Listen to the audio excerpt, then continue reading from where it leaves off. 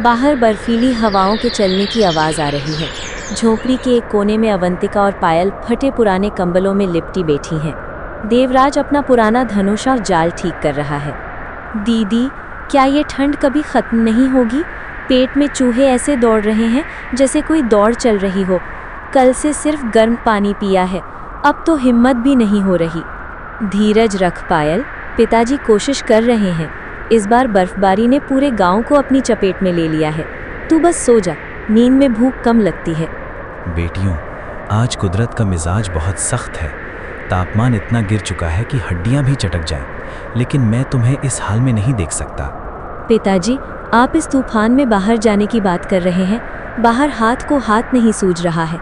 अगर आप भी बीमार पड़ गए तो हम किसके सहारे रहेंगे? अगर घर पर बैठा रहा तो भूख हमें मार देगी। अवंतिका तो घर की बड़ी बेटी है, मेरी बात ध्यान से सुन। अपनी बहन को इस झोपड़ी की दहलीज से बाहर मत निकलने देना। मैं जंगल जा रहा हूँ। अगर कोई शिकार फंसा तो आज रात चूल्हा ज़रूर जलेगा। पिताजी, मेरे लिए कोई छोटा शिकार मत लाना। मुझे बहुत ज़ोर की भूख लगी है। जल्दी आना। आप अपना ख्याल रखिएगा। शिकारी खुद शिकार न बन जाए, इस बात का डर सता रहा है। देवराज घुटनों तक गहरी बर्फ में चल रहा है। वो एक पुरानी गुफा के पास रुकता है और अपना गुप्त जाल बिछाता है। हे भगवान, आज मेरी लाज रख लेना। मैं अपने लिए कुछ नहीं मांग रहा, बस उन 2 अनाथ बच्चों के लिए एक शिकार दिला दे। अवंतिका का चेहरा उतर गया है और पायल की मासूमियत भूख ने छीन ली है। आज मेरा जाल खाली मत रखना प्रभु। घंटों बीत जाते हैं। शाम होने को है। देवराज की दाढ़ी पर बर्फ जम चुकी है। वो बुरी तरह कांप रहा है। ठंड तो खून जमा देने वाली है। सूरज ढलने को है और अभी तक एक परिंदा भी जाल में नहीं फंसा। क्या आज मेरी बेटियां फिर भूखी सोएंगी? नहीं, मैं हार नहीं मान सकता। पर मेरी हिम्मत जवाब दे रही है। शायद आज किस्मत ही रूठी है। मुझे खाली हाथ लौटना होगा। देवराज लड़खड़ाते कदमों से झोपड़ी में प्रवेश करता है। अवंतिका तुरंत दौड़कर पानी लाती है। पिताजी, क्या लाएं? क्या हमें आज मांस खाने को मिलेगा? नहीं बेटी, आज किस्मत ने साथ नहीं दिया। चारों ओर सिर्फ सन्नाटा और बर्फ है। कोई जानवर बाहर निकलने की हिम्मत नहीं कर रहा। मैं नहीं जानती, मुझे भूख लगी है। 2 दिन हो गए आप रोज यही कहते हैं। क्या हम ऐसे ही मर जाएंगे? चुप कर पायल, देख नहीं रही पिताजी की हालत? उनके हाथ नीले पड़ गए हैं। नहीं अवंतिका, उसका गुस्सा सही है। एक बाप अपनी औलाद को निवाला न दे सके तो उसे बाप कहलाने का हक नहीं। बेटी, समझ में नहीं आ रहा क्या करूं। आंखों में आंसू लेकर आज फिर सिर्फ पानी पीकर ही सोना होगा। कल मैं फिर जाऊंगा, चाहे मुझे मौत ही क्यों ना आ जाए। मैं खाना लेकर आऊंगा। अगली सुबह तापमान और गिर जाता है। चारों ओर बर्फ का पहाड़ खड़ा हो गया है। अवंतिका, आज मैं रुकने वाला नहीं। आज मैं गुफा के अंदर ही रात बिताऊंगा। अगर शिकार नहीं मिला तो मैं हार नहीं मानूंगा। पिताजी, ये सुसाइड करने जैसा है। इतनी ठंड में बाहर रुकना मौत को दावत देना है। मौत भूख से ज्यादा डरावनी नहीं होती बेटी, तू बस दुआ करना। देवराज फिर से बर्फीले तूफान की ओर निकल पड़ता है। पीछे से अवंतिका उसे जाते हुए चिंता भरी निगाहों से देखती रहती है। रात का समय है। जंगल में एक छोटी सी गुफा के अंदर देवराज आग जलाने की कोशिश कर रहा है, लेकिन लकड़ियां गीली होने के कारण सिर्फ धुआं निकल रहा है। हे ईश्वर, हाथ पैर अब काम करना बंद कर रहे हैं। बर्फबारी इतनी तेज है कि गुफा का मुंह भी ढकने लगा है। अगर आज रात यहाँ रुक गया तो शायद सुबह का सूरज न देख पाऊं। पर घर खाली हाथ गया तो बेटियों की रूह कांप जाएगी। नहीं, मैं यहीं रुकूंगा। कोई ना कोई शिकार जरूर आएगा। पूरी रात गुजर जाती है। सुबह की हल्की रोशनी में देवराज देखता है कि उसके जाल में एक बड़ा हिरण फंसा है, जो ठंड के कारण जम चुका है। मिल गया, आखिर मिल गया। मेरे बच्चों का निवाला मिल गया। अब कम से कम 1 हफ्ते तक मेरी बेटियां भूखी नहीं सोएंगी। भगवान, तेरा लाख लाख शुक्रिया। देवराज हिरण को घसीटते हुए झोपड़ी पहुंचता है। उसकी हालत बेहद खराब है। पिताजी, आप आ गए। हम पूरी रात सोए नहीं। आपकी हालत तो देखिए, आप बर्फ की मूर्ति बन गए हैं। वाह, इतना बड़ा हिरण। पिताजी, अब तो हम पेट भर कर खाएंगे ना? जल्दी से इसे पकाओ ना दीदी। हाँ बेटी, अब तो जितना चाहे उतना खाना। अवंतिका, इसे संभाल। मुझे बहुत बहुत तेज ठंड लग रही है। अवंतिका पिता को कंबल उड़ाती है, लेकिन देवराज का शरीर आग की तरह तप रहा है और उसे जोरों से बुखार चढ़ जाता है। अगली सुबह देवराज की हालत और बिगड़ जाती है। अवंतिका जमींदार बलबीर सिंह के पास पहुंचती है। जमींदार आग के पास बैठकर गर्म चाय पी रहा है। जमींदार जी, मेरे पिताजी बहुत बीमार हैं। पूरी रात बर्फ में रहने की वजह से उन्हें तेज बुखार है। हमें इलाज के लिए कुछ पैसों की जरूरत है। मैं हाथ जोड़ती हूँ, हमारी मदद कीजिए। मदद? अवंतिका बेटी, मैं कोई धर्मार्थ संस्था नहीं चला रहा। तेरे बाप के पास न खेत है न सोना। अगर मैं पैसे दूं तो वो मुझे वापस कैसे करेगा? जमींदार जी, मैं आपके खेतों में दुगनी मेहनत करूंगी, पर अभी पैसों का इंतजाम कर दीजिए, वरना मेरे पिताजी। देख, एक ही रास्ता है। तेरे पास तेरा पुश्तैनी घर है। उस झोपड़ी के कागज मेरे पास गिरवी रखते, तभी पैसे मिलेंगे। अगर वक्त पर पैसे नहीं चुकाए तो वो घर मेरा हो जाएगा। मंजूर है? पर जमींदार जी, वो घर ही तो हमारा एकमात्र सहारा है। पिता का चेहरा याद करते हुए, ठीक है, मुझे मंजूर है। मेरे पिता की जान से बढ़कर कुछ नहीं। अवंतिका पैसे लेकर डॉक्टर को बुलाने भागती है, लेकिन जब वो घर पहुंचती है तो देखती है कि बाहर गांव के कुछ लोग खड़े हैं और पायल जमीन पर बैठकर दहाड़े मारकर रो रही है। पायल, क्या हुआ? डॉक्टर कहाँ हैं? पिताजी कहाँ हैं? दीदी, आप बहुत देर से आईं। पिताजी हमें छोड़कर चले गए। इस जालिम ठंड ने उन्हें हमसे छीन लिया। अब हम किसके सहारे जिएंगे दीदी? नहीं, ऐसा नहीं हो सकता। पिताजी उठिए, मैं पैसे ले आई हूँ, आपका इलाज होगा। आप हमें ऐसे अकेला नहीं छोड़ सकते। अवंतिका अपनी बहन को गले लगा लेती है। बाहर बर्फीली हवाएं और तेज हो जाती हैं, जैसे वे भी इस दुख में शामिल हों। घर का सारा सामान बिक चुका है। चूल्हे में आग नहीं है। अवंतिका और पायल सूखी रोटी का एक टुकड़ा बांटकर खा रही हैं। दीदी, पिताजी के जाने के बाद ये घर बहुत डरावना लगता है। जमींदार के आदमी रोज आकर चक्कर काटते हैं। क्या वो हमें बाहर निकाल देंगे? जब तक मैं जिंदा हूं, कोई तुझे इस घर से नहीं निकाल सकता। पायल, पिताजी चाहते थे कि तू खूब पढ़े और एक बड़ी अफसर बने, ताकि हमें फिर कभी किसी के आगे हाथ न फैलाना पड़े। पर दीदी, हमारे पास तो खाने के पैसे नहीं हैं। स्कूल की फीस कहाँ से आएगी? मैं भी आपके साथ मजदूरी करूंगी। खबरदार, तू सिर्फ पढ़ेगी। कल सुबह मैं तेरा दाखिला शहर के बड़े स्कूल में करवा दूंगी। शहर का हॉस्टल सुरक्षित है, तू वहीं रहकर पढ़ाई करना। पैसों की चिंता तो मुझ पर छोड़ दे। दोपहर का समय है। कड़कड़ाती धूप और बर्फ के बीच अवंतिका भारी पत्थर ढो रही है। जमींदार बलबीर हाथ में हंटर लिए खड़ा है। ओए अवंतिका, हाथ तेज चला। तेरे बाप ने जो पैसे लिए थे उसका ब्याज भी अभी तक पूरा नहीं हुआ है। अगर काम चोरी की तो आज का खाना भी नसीब नहीं होगा। मालिक, मैं सुबह 4 बजे से काम कर रही हूँ। मेरी छोटी बहन का शहर में दाखिला है। क्या मुझे थोड़े पैसे एडवांस मिल सकते हैं? एडवांस? लड़की, तू पहले पुराना कर्जा उतार, फिर नए सपनों की बात करना। जा, चुपचाप काम कर। अवंतिका हिम्मत नहीं हारती। वो दिन में खेत में काम करती है और रात को गांव के दूसरे घरों में बर्तन मांजती है। उसकी हथेलियां फट चुकी हैं, लेकिन उसकी आंखों में सिर्फ पायल का भविष्य है। गांव के बस अड्डे पर पायल ने नए कपड़े पहने हैं और हाथ में एक पुराना झोला है। अवंतिका ने अपनी माँ का आखिरी गहना बेचकर पायल की पहली फीस जमा की है। ये ले, ये पैसे संभाल कर रखना। शहर में जाकर सिर्फ पढ़ाई पर ध्यान देना। वहाँ के रंग ढंग अलग होते हैं, पर तू अपनी गरीबी और पिताजी के सपनों को कभी मत भूलना। दीदी, आप अपना ख्याल कैसे रखेंगी? आप बहुत कमज़ोर हो गई हैं। मेरी फिक्र मत कर, तू बस बड़ी अफसर बन जा, मेरी सारी थकान मिट जाएगी। जा, बस निकलने वाली है। कुछ महीने बाद शहर के कॉलेज का दृश्य। पायल अपनी सहेलियों के साथ बैठी है। तभी उसका फोन बजता है। अवंतिका का फोन। पायल, किसका फोन है? कोई गांव का नंबर लग रहा है। अरे वो कोई नौकरानी है, बार बार काम के लिए फोन करती है। छोड़ो इसे, चलो कैंटीन चलते हैं। इधर गांव में अवंतिका टूटे हुए फोन को देख रही है, जिसे उसने बड़ी मुश्किल से खरीदा था ताकि बहन से बात कर सके। शायद पायल पढ़ाई में बहुत व्यस्त होगी। अच्छा है, वो मेहनत कर रही है। मैं और काम ढूंढती हूँ। अगले महीने उसकी किताबें भी तो खरीदनी है। अवंतिका अब कई घरों में खाना बनाने का काम करती है। वो बीमार है, उसे खांसी आ रही है, लेकिन वो रुकी नहीं है। वो एक लिफाफे में पैसे रख रही है। बस इस महीने के ये आखिरी 5,000 रुपये। पायल की ट्रेनिंग खत्म होने वाली है, सुना है उसे बहुत बड़ा पद मिला है। आज मेरी मेहनत सफल हो गई पिताजी, आपकी बेटी अब साहब बन गई है। तभी जमींदार बलबीर वहां आता है। क्यों री अवंतिका, तेरी बहन तो शहर में बड़ी लाट साहब बन गई है। सुना है लाल बत्ती की गाड़ी में घूमती है।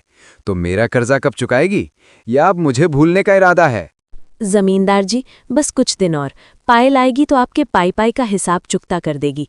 अब तो वो बहुत बड़ी अफसर है। पायल अपनी सरकारी गाड़ी से शहर के एक आलीशान बंगले पर उतरती है। वहां प्रेस और बड़े बड़े लोग उसके स्वागत में खड़े हैं। मैडम, आपकी सफलता का राज क्या है? क्या आपके पीछे किसी का हाथ है? मेरी सफलता मेरी खुद की कड़ी मेहनत और दृढ़ संकल्प का नतीजा है। मैंने शहर में रहकर बहुत संघर्ष किया है। वो अपनी बहन का नाम तक नहीं लेती। मैडम, गांव से कोई अवंतिका नाम की महिला का बार बार फोन आ रहा है। कह रही हैं कि आपकी बड़ी बहन है। उनसे कह दो कि मैं मीटिंग में हूँ, और देखो दोबारा ऐसे कॉल्स मेरे ऑफिस में मत आने देना। मुझे अपनी इमेज का ख्याल रखना है। पायल और अवंतिका की मुलाकात शहर के एक छोटे से पार्क में होती है। अवंतिका फटे पुराने कपड़ों में है, जबकि पायल महंगी साड़ी और गहनों में। पायल, मेरी बच्ची, तू कितनी बड़ी हो गई है। मुझे यकीन नहीं हो रहा कि तू अब इतनी बड़ी अफसर है। दीदी, यहाँ नहीं, लोग देख रहे हैं। और ये आपने क्या पहना है? कम से कम शहर आने से पहले ढंग के कपड़े तो पहन लेती। मेरी साख का सवाल है। मुझे लगा तुझे देखकर खुशी होगी। मैंने तेरे लिए गांव से लड्डू बनाए हैं। दीदी, मुझे शहर में एक बड़ा फ्लैट लेना है, और आगे की तैयारी के लिए और पैसों की ज़रूरत है। गांव की वो झोपड़ी बेच क्यों नहीं देती? वैसे भी जमींदार का कर्जा है उस पर। उसे बेचकर जो बचेगा वो मुझे दे दो। पर पायल, वो घर पिताजी की आखिरी निशानी है। अगर उसे बेच दिया तो मैं कहाँ रहूंगी? और कर्जा तो तुझे चुकाना चाहिए था ना? तो क्या मैं अपनी सैलरी अब इन छोटी मोटी चीज़ों पर बर्बाद करूं? अगर आप मेरी मदद नहीं कर सकती तो मुझसे मिलने मत आया कीजिए। मुझे शर्म आती है ये बताने में कि मेरी बहन एक मामूली मजदूर है। अवंतिका चुपचाप अपने झोले के साथ बस स्टैंड की ओर पैदल चल पड़ती है। उसके हाथ कांप रहे हैं। पिताजी, आपने कहा था कि पढ़ाई इंसान को बड़ा बनाती है, पर पायल तो इतनी बड़ी हो गई कि उसे अपनी बहन ही छोटी नजर आने लगी। क्या इसी दिन के लिए मैंने अपनी जवानी खेतों में गला दी? शहर का सबसे महंगा गार्डन सजा हुआ है। पायल एक अमीर बिजनेसमैन विक्रम के साथ स्टेज पर बैठी है। अवंतिका एक पुरानी लेकिन साफ साड़ी पहनकर मिठाई का डिब्बा लिए कोने में खड़ी है। मेरी बहन आज कितनी सुंदर लग रही है। काश पिताजी आज यहाँ होते। चाहे वो मुझसे नाराज हो, पर आज उसकी विदाई है। मैं उसे आशीर्वाद दिए बिना कैसे रह सकती हूँ? अवंतिका हिम्मत करके स्टेज की ओर बढ़ती है। तभी पायल की नज़र उस पर पड़ती है। ये औरत शायद कोई गांव की जान पहचान वाली है। फिर अवंतिका की ओर मुड़कर कड़वे स्वर में, तुम यहाँ क्या कर रही हो? मैंने मना किया था ना कि यहाँ मत आना। पायल, तेरी विदाई थी, मैंने सोचा ये कंगन तुझे दे दूं। माँ ने मेरे लिए रखे थे। मुझे तुम्हारे इन पीतल के कंगन की जरूरत नहीं है। देखो मेरे मेहमानों को, सब बड़े बड़े ऑफिसर हैं। अगर उन्हें पता चला कि तुम मेरी सगी बहन हो तो मेरा क्या सम्मान रह जाएगा? गार्ड्स, इन्हें बाहर निकालो और कुछ पैसे देकर विदा करो। गार्ड्स अवंतिका का हाथ पकड़कर उसे धक्का देते हुए बाहर निकाल देते हैं। अवंतिका का मिठाई का डिब्बा बिखर जाता है। अवंतिका रोते हुए पैदल ही गांव की ओर चल देती है। रास्ते में घना जंगल है। वो 2 दिनों से भूखी है और सदमे में है। अचानक उसे चक्कर आता है और वो प्यास से तड़पते हुए जमीन पर गिर जाती है। पानी, कोई है? पिताजी, मुझे अपने पास बुला लीजिए। इस दुनिया में मेरा कोई नहीं रहा। उसी समय वहां से आर्यन लकड़ियां लेकर गुजर रहा होता है। वो अवंतिका को देख घबरा जाता है और दौड़कर उसके पास आता है। अरे बहन जी, आंखें खोलिए, क्या हुआ आपको? अरे बहन जी, आंखें खोलिए, क्या हुआ आपको? आर्यन तुरंत अपने थैले से पानी निकालता है और अवंतिका के चेहरे पर छिड़क कर उसे पानी पिलाता है। अवंतिका को होश आता है। वो आर्यन की झोपड़ी में है, जहां आग जल रही है। आपने मेरी जान बचाई, आपका बहुत धन्यवाद। मुझे अब जाना चाहिए। इतनी रात को कहाँ जाएंगी? और आपकी आंखों का ये दुख बता रहा है कि आपके पास लौटने के लिए कोई घर नहीं है। मेरा नाम आर्यन है। मैं एक मामूली लकड़हारा हूँ, अकेला रहता हूँ। जिसे मैंने खून पसीने से सींचा, उसने मुझे आज भिखारी की तरह घर से निकाल दिया। इस दुनिया में पद और प्रतिष्ठा इंसान को अंधा बना देती है। देखिए अवंतिका जी, मैं एक गरीब इंसान हूँ, मेहनत की खाता हूँ। अगर आपको मुझ पर विश्वास हो तो क्या आप मेरा साथ देंगी? मैं आपको वो सम्मान दूंगा जो आपकी बहन ने छीन लिया। हम मिलकर मेहनत करेंगे। आर्यन की आंखों में ईमानदारी देखकर, आप एक नेक इंसान हैं। मुझे धन दौलत नहीं, बस 2 पल की शांति और सम्मान चाहिए। मुझे मंजूर है। कुछ समय बीतता है। आर्यन और अवंतिका सादगी से विवाह कर लेते हैं। दोनों जंगल में लकड़ियां काटते हैं और सुखी हैं। तभी एक दिन आर्यन का पुराना मित्र नकुल यानी शामू उसे मिलता है। अरे आर्यन भाई, बड़े दिनों बाद दिखे। सुना है तुम्हारी शादी हो गई? हाँ नकुल भाई, ये मेरी पत्नी अवंतिका है। और सुनाओ, तुम्हारा क्या हाल है? शहर में बड़े सेठ बन गए हो तुम तो। बस भाई, सब किस्मत का खेल है। पर आर्यन, तुझे वो पुरानी बात याद है जो हमारे गुरुजी ऋषि चमन ने बचपन में कही थी? हाँ नकुल, वो रहस्य कि हमारी संतान के भाग्य में क्या लिखा है। आर्यन और नकुल जंगल के एक पुराने मंदिर के पास बैठे हैं। दोनों के चेहरे पर चिंता के भाव हैं। हाँ नकुल, मुझे भी याद है। उन्होंने एक ही उपाय बताया था कि यदि हम दोनों के घर एक ही समय पर संतान हो तो हमें उन्हें आपस में बदल लेना होगा। ग्रहों का फेर बदलने का यही एक रास्ता है। आर्यन भाई, हमारी पत्नियां जल्द ही संतान को जन्म देने वाली हैं, पर मुझे रह रहकर चमन ऋषि की वो बात याद आ रही है। उन्होंने कहा था कि हमारी किस्मत में संतान का सुख तो है, लेकिन उनकी आयु बहुत कम है। पर भाई, क्या हम अपनी पत्नियों को ये बता पाएंगे? क्या अवंतिका और पायल इस बात को स्वीकार करेंगी कि उनका अपना बच्चा किसी और की गोद में पलेगा? कभी नहीं। ये रहस्य सिर्फ हमारे बीच रहना चाहिए। अगर बच्चों की जान बचानी है तो हमें ये कठोर निर्णय लेना ही होगा। एक ही रात, एक ही समय पर गांव की कुटिया में अवंतिका एक सुंदर बेटी को जन्म देती है। वहीं शहर के अस्पताल में पायल एक बेटी को जन्म देती है। आर्यन, देखो, हमारा बेटा बिल्कुल तुम्हारे जैसा दिखता है। इसका नाम हम आदित्य रखेंगे। हाँ अवंतिका, ये बहुत भाग्यशाली है। तुम आराम करो, मैं इसे बाहर ताज़ी हवा में घुमा कर लाता हूँ। उधर शहर में नकुल भी अपनी बेटी को लेकर अस्पताल के पिछले दरवाजे से निकलता है। दोनों दोस्त पहले से तय की गई जगह जंगल के पुराने पीपल के पेड़ के पास मिलते हैं। तूफान चल रहा है।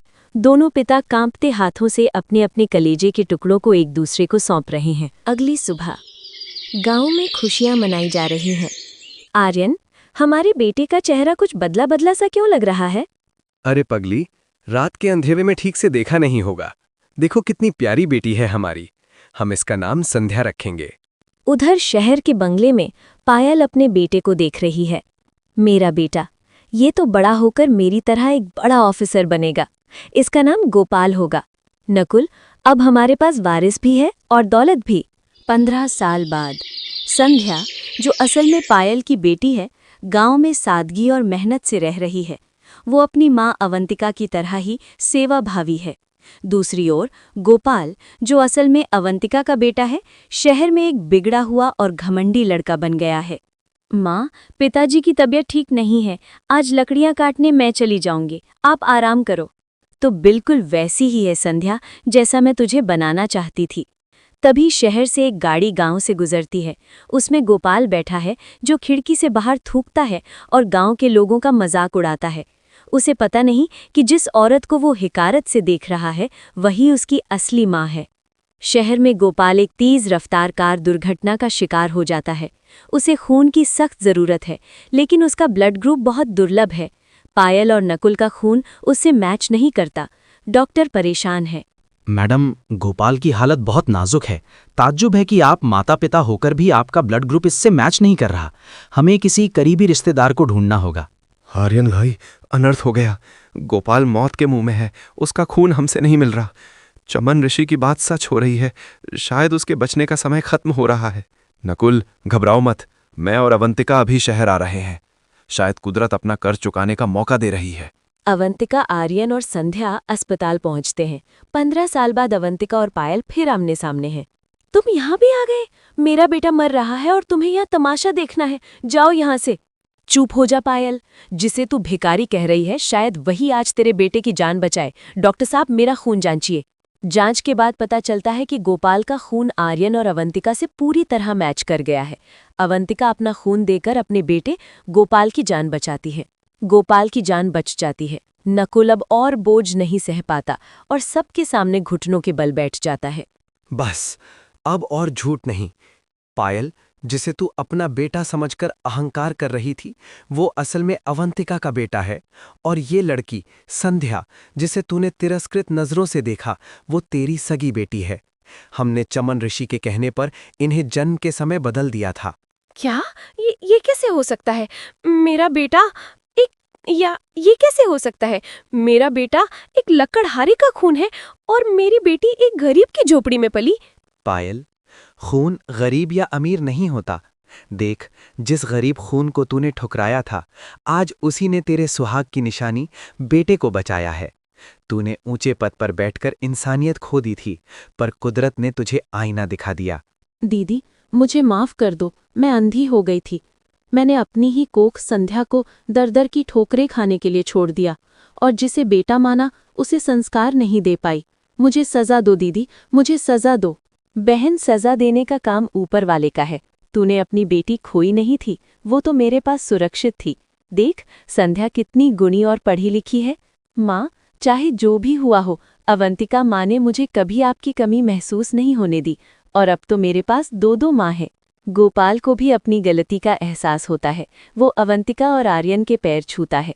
तय होता है कि दोनों परिवार अब मिलकर रहेंगे। जमींदार का कर्जा चुका दिया जाता है और शीतगढ़ गांव में अवंतिका के नाम पर एक अस्पताल खोला जाता है। पिताजी, आज आपकी दोनों बेटियां एक हो गईं। अहंकार की बर्फ पिघल गई और रिश्तों की धूप निकल आई।